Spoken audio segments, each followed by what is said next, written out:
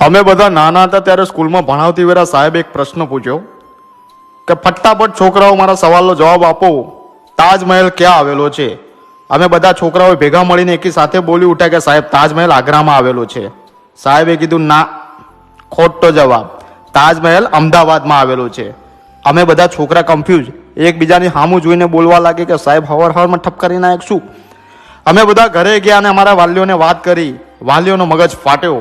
તાજમહેલ આગ્રામાં છે ને સાહેબ કે છે અમદાવાદમાં આવ્યો. આ કેવું શિક્ષણ આપે છે?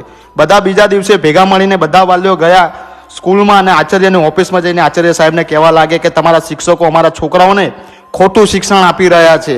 તાજમહેલ આગ્રામાં છે ને શિક્ષક કહે છે કે અમદાવાદમાં છે. તો આચાર્યશ્રીએ જવાબ આપ્યો, એ બધી તો ઠીક વાત છે, પણ પહેલા તમારા બધાની જે ફી બાકી છે એ જમા કરાવો. બીજી વાત, તમને છેલ્લા 6 મહિનાથી બોલાવું છું બધા વાલીઓને, તો તમે આવતા નહીં. અને ત્રીજી વાત, જો સુધી તમારા બધાની ફી જમા નહીં થાય તો સુધી તાજમહેલ તો અમદાવાદમાં જ રહેશે.